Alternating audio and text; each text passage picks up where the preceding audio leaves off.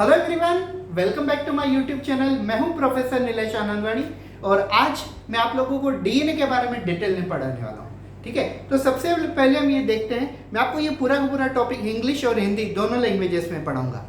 तो आइए चलिए देखते हैं व्हाट इज डीएनए। ठीक है, डीएनए मतलब क्या होता है। So our first question is what is DNA. Actually, DNA full form is deoxyribose nucleic acid. Deoxyribose nucleic acid is a full form of DNA. लेकिन DNA होता क्या है? तो अगर मैं आपको बेसिकली बताऊं, so DNA is a key to open the mystery of universe, to open the mystery of characters, to open the mystery of inheritance. Now I'll tell you, my father and me and my baby, we have a common features. Yes, like height of my father, hair pattern of my father, skin color of my father, eye shape of my father, chin shape of my father, even though our blood group is matching, means all these features of my father are matching to me, and same feature I will transfer it to by in my next generation. So how these characters are transferring from generation to generation? It is mainly due to the DNA. ये DNA के कारण होता है। अब ये DNA होता कहाँ है? तो अगर हम ये देखें तो डीएनए न्यूक्लियस के अंदर पाया जाता है यूकैरियोटिक सेल में, और डीएनए साइटोप्लाज्म के अंदर पाया जाता है प्रोकैरियोटिक सेल में।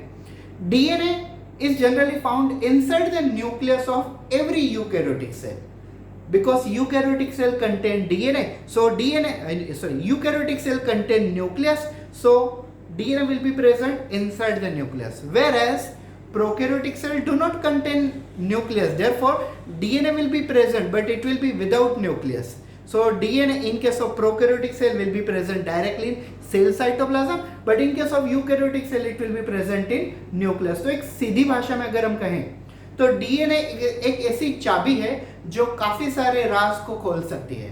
काफी सारे राज, जैसे मान लो अगर किसी को डायबिटीज है, ठीक है, तो डॉक्टर्स हिस्ट्री में ये पूछते हैं कि आपके घर में से किसी को डायबिटीज रही है पहले। अगर आप कहाँ पे ब्लड शुगर भी टेस्ट करवाने जाओ तो जनरली डॉक्टर्स या पैथोलॉजिस्ट आपसे ये भी सवाल पूछते हैं कि आपके घर में कोई हिस्ट्री रही है डायबिटिक की, मतलब आपके घर में से किसी को डायबिटिक्स था पहले, तो अगर था तो शायद आप में भी वो आने की चांसेस है, भले 1% क्यों ना आने की चांसेस है, क्योंकि ये एक ऐसी बीमारी है जो जनरेशन टू जनरेशन ट्रांसफर होती है वाया डीएनए। सो डीएनए एक ऐसा मटेरियल है जो यूकैरियोटिक सेल के न्यूक्लियस में और प्रोकैरियोटिक सेल के साइटोप्लाज्म में अवेलेबल होता है, और ये काफ़ी सारी कैरेक्टर हमारे पेरेंट्स के हमारे अंदर लेके आता है। So this is basic about the DNA. Now in this lecture as a part of a syllabus, I am going to tell you who discovered DNA, who are the 4 famous scientists behind history of a DNA, discovery of a DNA, and to whom they were got Nobel Prize. Yes, and then we will discuss structure of DNA related to nucleoside, nucleotide, and at the end I will teach you some property and bonds in the DNA. So let's start DNA detail.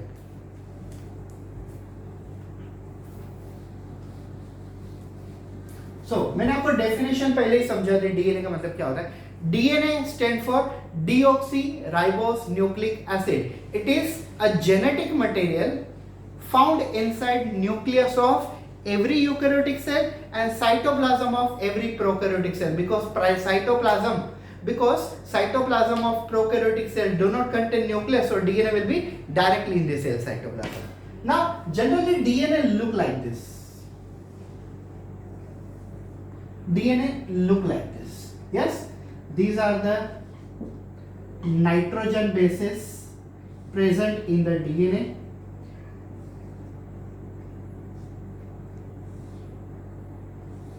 I'll tell you everything about the DNA. Yes, don't worry, I'll tell you everything, small thing to large thing. But actually हम ये जो content है वो एक almost 30 to 35 40 minute तक ही complete कर लेंगे, क्योंकि अगर हम डीएनए को एकदम डिटेल में देखा जाए तो वो 12th स्टैंडर्ड का जो चैप्टर होता है मॉलिक्यूलर बेसिस ऑफ इनहेरिटेंस, उस लेवल तक चले जाएंगे। हम ये सिर्फ 11th स्टैंडर्ड के लेवल तक ही देखेंगे। ठीक है, तो चलिए डिटेल में देखते हैं। Actually DNA was collectively studied by, पहले हम डिस्कवरी देख लेते हैं। DNA was collectively studied by 4 scientists, and their name was James Watson. Yes, Francis Crick, then Maurice Wilkins, and last one Rosalind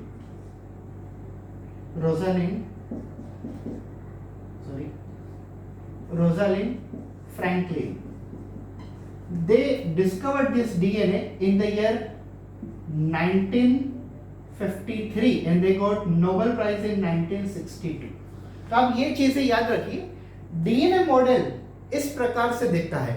DNA is a double helical structure. ये किसने कहा था? DNA is a double helical structure. It was said by the 4 scientists by their doing so many experiments. After doing so many experiments, they conclude that DNA look like this. First scientist was James Watson. Second scientist Francis Crick. Third Maurice Wilkins, and fourth one Rosalind Franklin. I'll tell you, Rosalind Franklin was a you can say contributor of a discovery of a DNA compared to the other scientists also, because Rosalind Franklin developed one technique called as a X-ray crystallography during the discovery of a DNA molecule. मतलब DNA molecule को study करने के लिए चारों के चारों साइंटिस्टों ने role play किया हुआ है, लेकिन जब DNA की डिस्कवरी हो रही थी उस समय एक टेक्निक डेवलप की गई थी रोजालिंड फ्रैंकलिन द्वारा. उस टेक्निक का नाम है एक्स-रे क्रिस्टलोग्राफी. तो अगर आप हिस्ट्री में काफी जगह पर अगर देखो तो रोजालिंड फ्रैंकलिन एक ऐसी लेडी साइंटिस्ट है जिन्होंने डीएनए की डिस्कवरी में काफी बड़ा योगदान दिया था, काफी बड़ा कंट्रीब्यूशन दिया होता, लेकिन जनरली इन चारों को माना जाता है. So DNA discovery takes place in 1953 by James Watson, Francis Crick, Rosalind Franklin and Maurice Wilkins, and they were awarded by Nobel prize in the year 1962. But remember, during the Nobel Prize, Rosalind Franklin was not there because Rosalind Franklin died in 1958 and Nobel Prize was given in 1962. तो ये 3 लोगों की history. अब हम important topic के ऊपर आते हैं.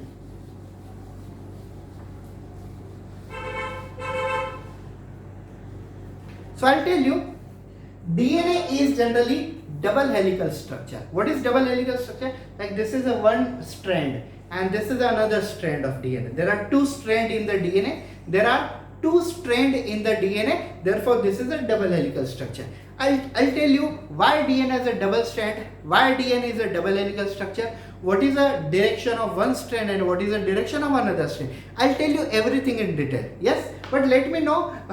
Let me start first important topics about nucleoside and nucleotide. So I'll tell you. Actually, deoxyribose nucleic acid is polymer, and this polymer is actually made by 2 monomer. This polymer is actually made by 2 monomer. One is nucleotide and second one is nucleoside. So I'll tell you, DNA is actually the polymer and it is made by the 2 molecules. One is a nucleoside and second one is nucleotide. I'll tell you what is nucleotide and what is nucleoside. Let's start. Nucleoside is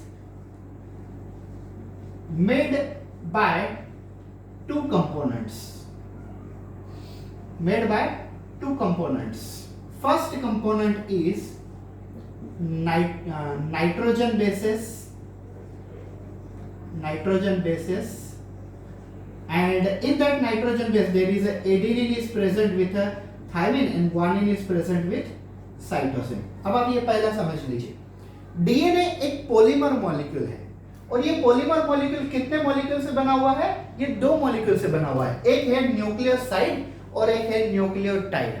ठीक है, अब आप ये देखिए nucleoside किससे बना हुआ है? सो न्यूक्लियोसाइड 2 चीजों से बना हुआ है, 2 कंपोनेंट से. एक कंपोनेंट होता है नाइट्रोजन बेस और दूसरा कंपोनेंट होता है शुगर. तो जैसे मैंने आपको मोनोसेकेराइड पढ़ाया हुआ था, मोनोसेकेराइड, तो उसमें आप याद रखिए 5 कार्बन वाला कौन सा शुगर था? पेंटोस शुगर था. सो sugar present in DNA is a deoxy ribose sugar. अब आप ये देखिए डीऑक्सी राइबोस शुगर, तभी तो इसका फुल फॉर्म है। D stand for deoxy ribose and Na stand for nucleic acid. तो डीएनए में कौन सा शुगर होता है? Deoxy ribose sugar. कितने कार्बन वाला? 5 कार्बन वाला। और उसका एग्जांपल होता है, मतलब डीएनए में कौन सा शुगर है? 5 कार्बन वाला पेंटोस शुगर होता है। लेकिन पेंटोस शुगर का एग्जांपल कौन सा है? डीऑक्सीराइबोस। तो अगर हम डायरेक्ट लिखें डीऑक्सीराइबोस तो भी कोई प्रॉब्लम नहीं। फिर से एक बार सुन लीजिए, DNA is a polymer molecule made by 2 component. One component is nucleoside, whereas another component is nucleotide. One is a nucleoside, second one is a nucleotide. Now nucleoside is further made by 2 component. One is a nitrogen base, second one is a sugar. I'll tell you what is nitrogen base. Remember, inside the DNA there are 4 type of a nitrogen base. This is called adenine. ठीक है, generally कोई full form लिख के नहीं बताता, मैं आपको बता रहा हूं। अगर आपको ये फुल फॉर्म लिखना है तो वीडियो को पॉज करके आप लिख सकते हो। Yes, one is adenine which pair with a thymine by double bond, which pair with thymine by double bond. एक चीज याद रखिए, एडेनिन में डबल बॉन्ड होते हैं, तो बाकी जो 3 होते हैं उन तीनों में से थायमिन को ही डबल बॉन्ड होते हैं। तो इसके लिए एडेनिन डबल बॉन्ड है, थायमिन डबल बॉन्ड है, तो ये आपस में जुड़ जाते हैं।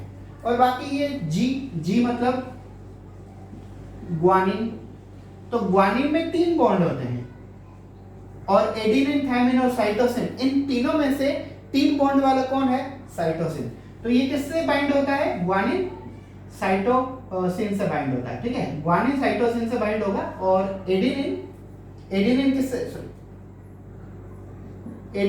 बाइंड होता है?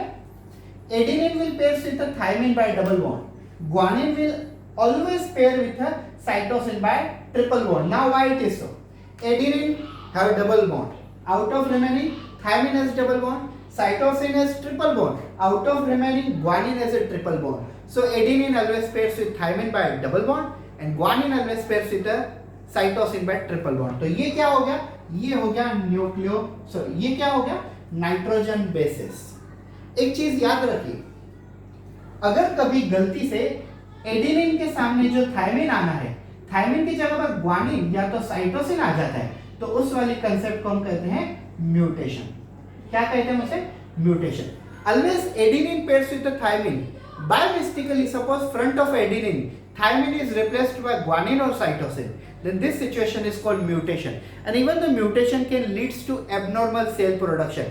Maybe it can lead to the cancer also, but it can reverse also. और ये सिर्फ एडेनिन और थायमिन के बीच में ही नहीं, ग्वानिन साइटोसिन से पेयर करता है। बाय मिस्टेकली ग्वानिन अगर एडेनिन या तो थायमिन से पेयर करता है तो उसे भी हम कहेंगे म्यूटेशन। ठीक है, तो ये वाला जो पहला पॉइंट है, पहला टॉपिक है, वो वाला क्लियर हो गया, नाइट्रोजन बेसिस। अब हम आते हैं शुगर की तरफ। Remember, sugar present in the DNA is always 5 carbon containing sugar, and the name of this 5 carbon containing sugar is deoxyribose sugar, and that's why the full form of a DNA is deoxyribose nucleic acid.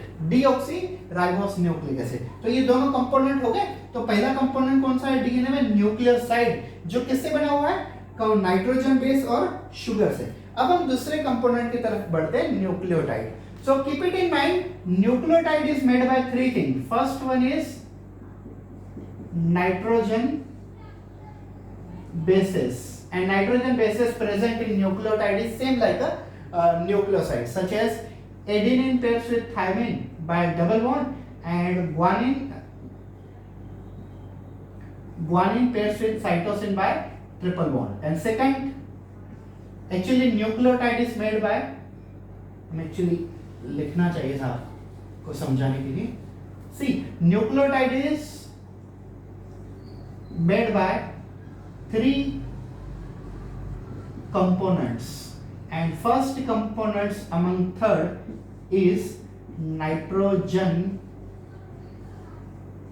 bases, and nitrogen bases are same like in nucleoside, like adenine pairs with thymine by double bond, and guanine pairs with a cytosine by triple bond, and second component is same such as a sugar। तो मैंने आपको यहाँ पे कौन सी sugar बताई? Deoxyribose, तो obviously ये भी डीएनए का ही कंपोनेंट है, तो इसमें शुगर कौन सी होगी, डीऑक्सीराइबोस शुगर, ठीक है। कितने कार्बन वाली है, 5 कार्बन वाली। And third important component, remember third component which makes the difference between nucleoside and nucleotide is phosphate group,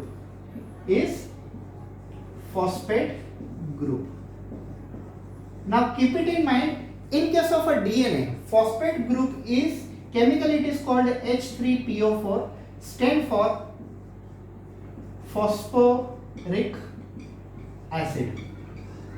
मैंने आपको पिछले लेक्चर में पढ़ाया था न्यूक्लिक एसिड, ठीक है। तो न्यूक्लिक एसिड पिछले लेक्चर में हो या इस वाले में भी हो, देखिए डीऑक्सी, ये डीऑक्सीराइबोस, ये क्या है, न्यूक्लिक एसिड है ना। मैंने आपको ये कहा था कि न्यूक्लियस के अंदर मिलने वाली हर चीज एसिडिक होती है, हर चीज एसिडिक होती है, भले वो डीएनए क्यों ना हो, डीऑक्सीराइबोस न्यूक्लिक एसिड, भले वो आरएनए क्यों ना हो, ribose nucleic acid. Even though nucleus के अंदर जो न्यूक्लियोप्लाज्म होता है, जैसे सेल का साइटोप्लाज्म होता है वैसे ही न्यूक्लियस का न्यूक्लियोप्लाज्म होता है। तो न्यूक्लियस के अंदर भी जितना मटेरियल होता है ना, वो भी पूरा का पूरा एसिडिक ही होता है, वो भी पूरा का पूरा एसिडिक ही होता है। और ये एसिडिक क्यों होता है, तो उसका आंसर यहां पे है। In case of a nucleotide there are 3 component, one is nitrogen base same like nucleoside, second one is sugar same like nucleoside, but third component which is not present in nucleoside, only present in nucleotide, that is nothing but phosphate group.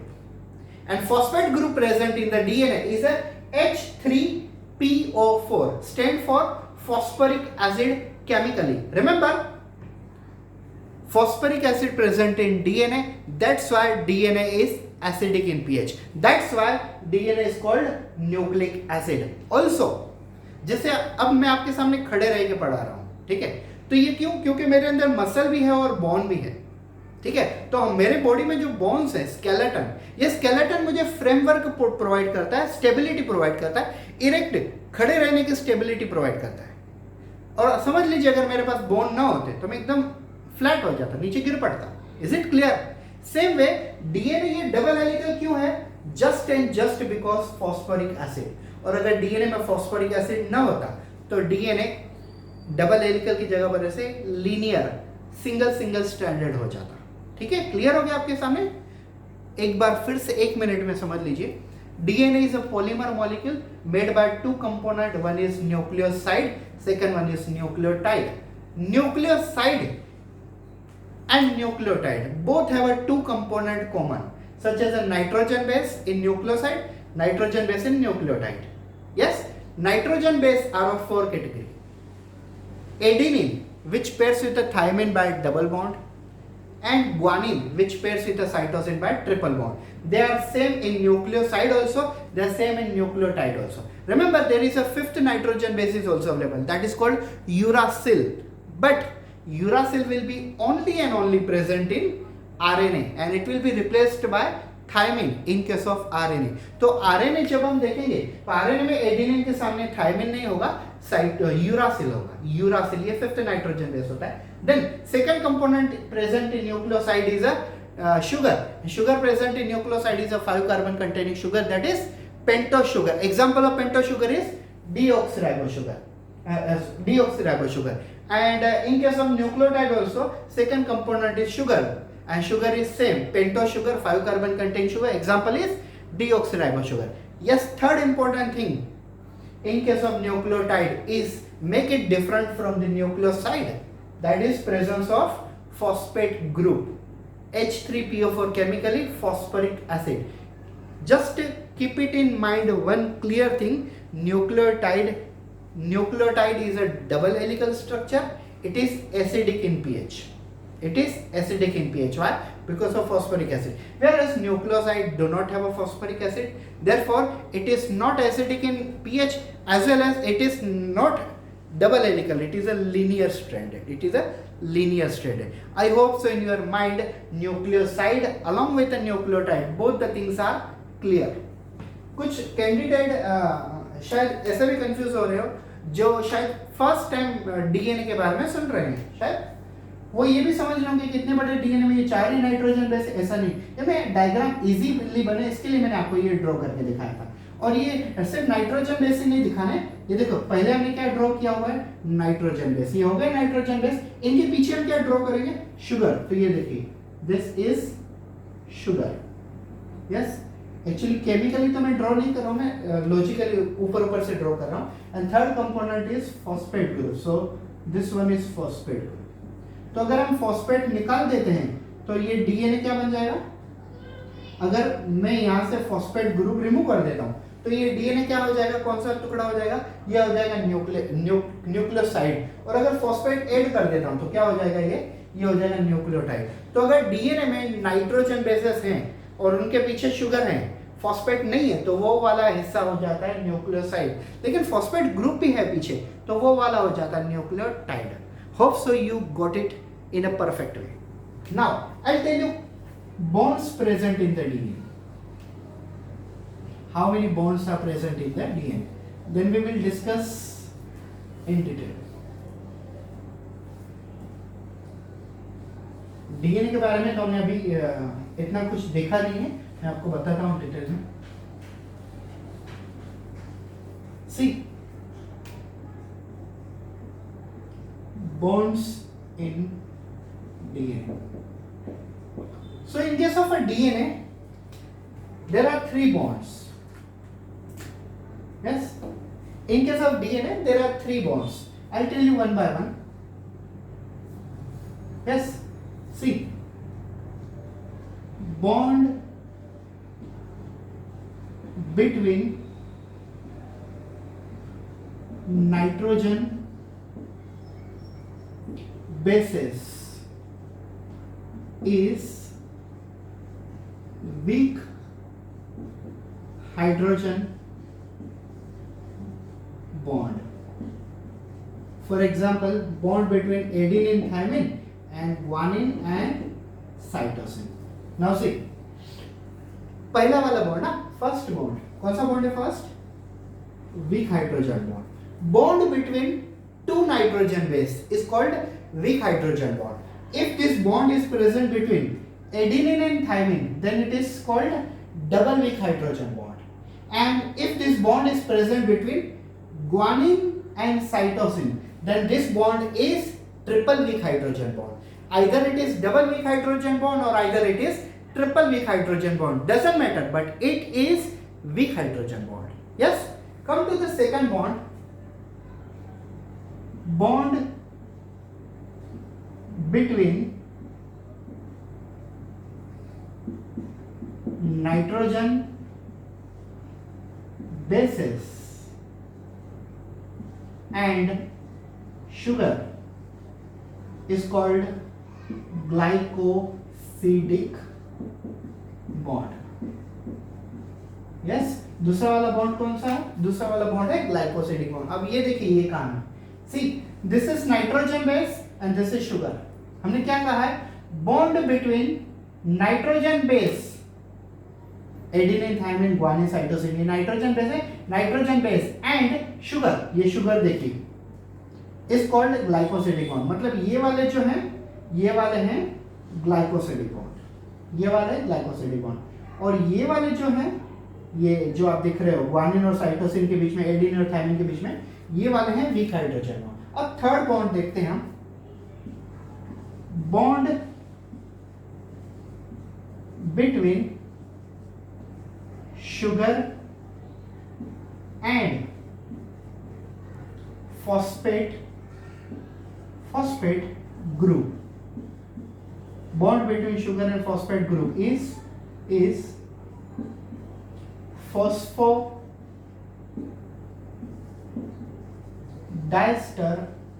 Bond. Third वाला bond कौन सा है, third वाला bond है phosphodiester bond. अब ये देखिए ये कहां पे, बॉन्ड बिटवीन शुगर, ये वाला है शुगर एंड फॉस्फेट ग्रुप। तो ये वाला देखिए, ये वाला कौन सा बॉन्ड है, ये है फॉस्फोडाइस्टर बॉन्ड, ये फॉस्फोडाइस्टर, ये फॉस्फोडाइस्टर, ये वाला फॉस्फोडाइस्टर। तो ये हुए 3 प्रकार के बॉन्ड। फिर से एक बार सुन लीजिए, bond between nitrogen bases it is weak hydrogen bond. If it is between adenine and thymine, it is double weak hydrogen bond. If it is between guanine and cytosine, it is triple weak hydrogen bond. But bond will be weak hydrogen bond. अगर ये adenine thiamine के बीच में तो double, guanine और cytosine के बीच में तो triple. Now second bond, bond between sugar, bond between nitrogen base and sugar is called glycosidic bond. This is glycosidic, this is glycosidic, this is glycosidic, this is glycosidic. And the bond between sugar and phosphate is phosphodiester bond. Sugar and phosphate, sugar and phosphate, sugar phosphate, sugar phosphate. तो ये वाले phosphodiester bond. तो अब हमने nucleoside, nucleotide और 3 प्रकार के bonds DNA में डिटेल में देख लिए हुए. अब हम आते हैं स्ट्रक्चर ऑफ डीएनए की तरफ.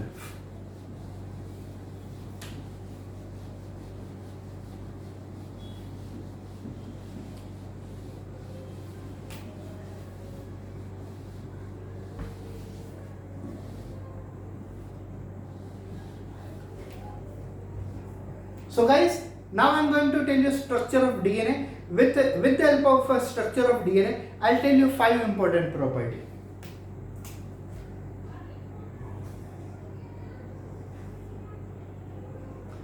आप ऐसे भी लिख सकते हो, जरूरी नहीं 2 ही लिखा हुआ, आप बहुत ज्यादा भी लिखा सकते हो.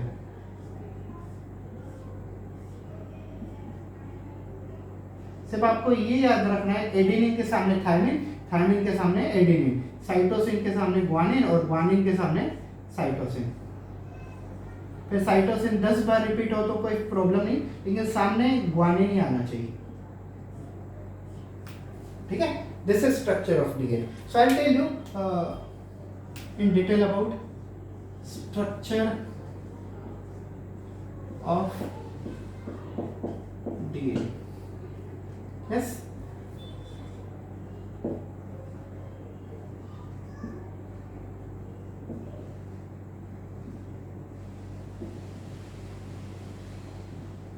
सो अब कंफ्यूज मत हो, ये 3 प्राइम 5 प्राइम 3 प्राइम 5 प्राइम क्या है, वो मैं आपको टॉपिक जब एक्सप्लेन करूंगा स्ट्रक्चर, उसमें मैं आपको समझा दूंगा. So I will tell you 5 different properties about DNA. Let's start with the first property. DNA as double helix. Yes, so listen, what is DNA as a double helix? Remember, DNA have a 2 strand. Yes, DNA has a 2 strand. This is called sense strand and opposite strand is called anti-sense strand. मतलब DNA के अंदर 2 strand होते हैं, एक होता है sense strand और उसके सामने वाला जो घूमता है उसे हम कहते हैं एंटी सेंस स्ट्रैंड. मतलब अगर एक डीएनए का स्ट्रैंड ऐसे है राइट टू लेफ्ट, तो उसके सामने वाला कैसा होगा, लेफ्ट टू राइट. एक डीएनए स्ट्रैंड अगर ऐसे घूम रहा है लेफ्ट टू राइट, तो दूसरा कैसे घूमेगा, right to left. So one strand which is running in clockwise is called sense strand, and another strand which is running anti-clockwise will be called anti-sense strand. Yes, एक चीज याद रखिए, strand को हम टेम्पलेट भी कहते हैं. क्या कहते हैं, टेम्पलेट. तो डीएनए के एक स्ट्रैंड को हम कहते हैं टेम्पलेट, उसके सामने वाले को भी हम क्या कहते हैं, हम कहते हैं उसे template. So one strand of DNA is called sense strand, which is also called template, and another strand is called anti-sense strand, which is also known as a template. Template word is common for both of them. Why DNA is double helical? Just because DNA has a 2 strand, and both the strands are running in clockwise, anti-clockwise manner, opposite of each other. That's why it is double helix. Now, second property about DNA. Second property is DNA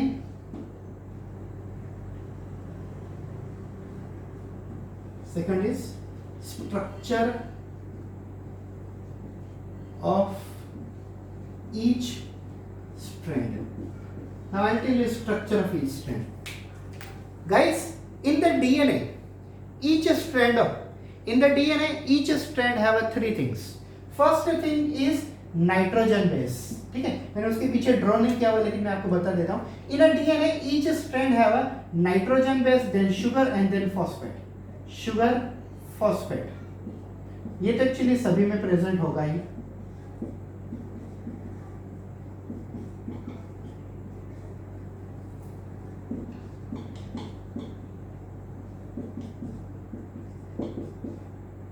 जब हम explain करते हैं इतना detail में नहीं भी लिखे तो भी चल सकता है।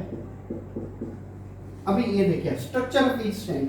Each strand of a DNA have a 3 compulsory element. First one is nitrogen base, second one is sugar, and third one is a phosphate group in one side also, in another side also there is a nitrogen base, there is a sugar, there is a phosphate। अब ये मायने नहीं रखता कि adenine है, thymine है, guanine है, cytosine है या तो यूरासिल है, ठीक है। यूरासिल तो एक्चुअली आरएनए में होगा, लेकिन ये तीनों कंपोनेंट नाइट्रोजन बेस, शुगर और फॉस्फेट ये कंपलसरी प्रेजेंट होंगे, ठीक है। ये होता है structure of each strand.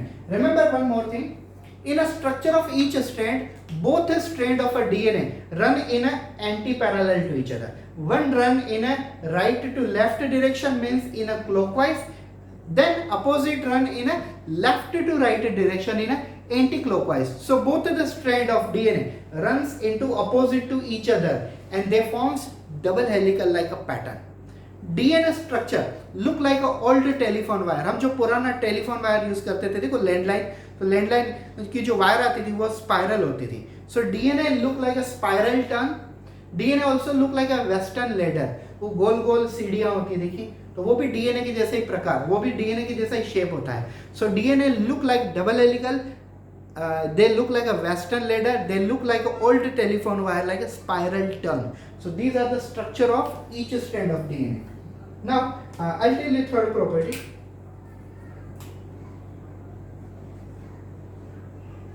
Complementary nitrogen bases. Complementary nitrogen bases.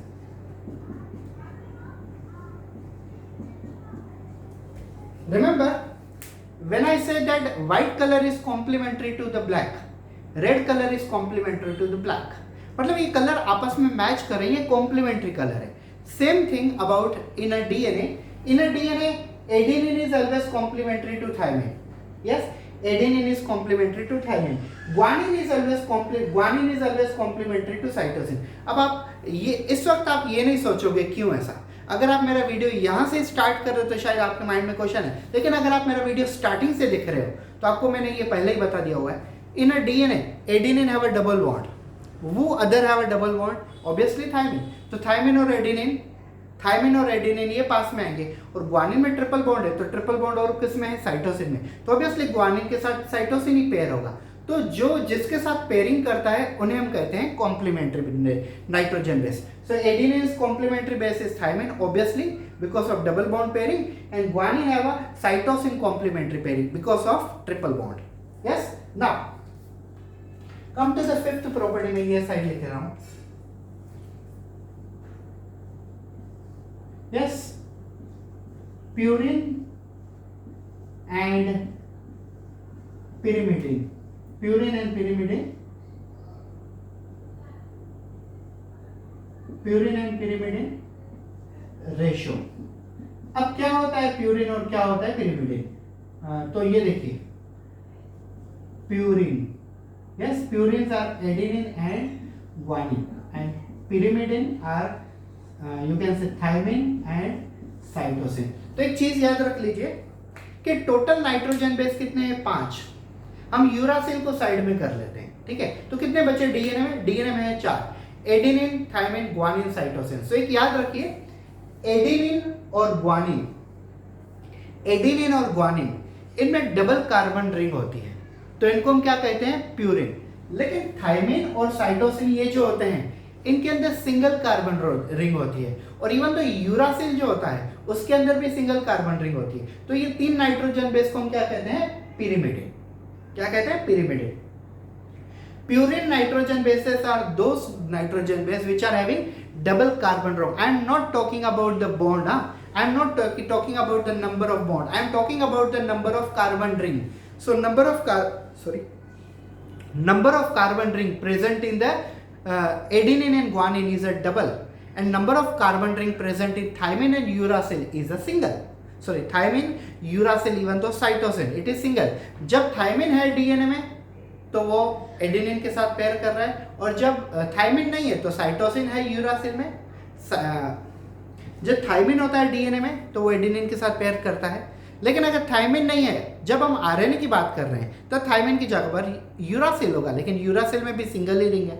तो एडेनिन और ग्वानिन में डबल कार्बन रिंग होती है, और साइटोसिन, यूरासिल और थायमिन में सिंगल कार्बन रिंग होती है। फिर से आप ये कंफ्यूज मत हो जाना कि सर तो पहले बोल रहे हैं एडेनिन पेयर से थायमिन, ग्वानिन पेयर से साइटोसिन। ये सही बात है, एडेनिन थायमिन के साथ ही पेयर करता है क्योंकि वो डबल बॉन्ड है। ग्वानिन साइटोसिन के साथ पेयर करता है क्योंकि वो ट्रिपल बॉन्ड है। यहाँ पे मैं बॉन्ड नहीं एक्सप्लेन कर रहा हूँ, आपको कार्बन रिंग बता रहा हूँ। Adenine and guanine have a double carbon ring and cytosine and thymine have a triple carbon ring. Therefore double carbon rings are called purine and single carbon rings are called pyrimidine.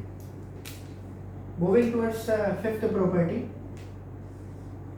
Yes, major and minor groove. What is meant by major and minor groove? Remember, groove means gap. Groove means gap. I'll show you by another color. See, when we are taking a right turn in the DNA, we are getting this large groove. We are getting this large gap. This gap is called major groove. This gap is called major groove. And the size of major groove is a 3.4 nanometer and 360 degree angle. And when we are taking this left turn, we are getting this small groove. And this is called minor groove, and the size of this minor groove is 0.34 nanometer, and in case of degree angle it is only 36 degree angle.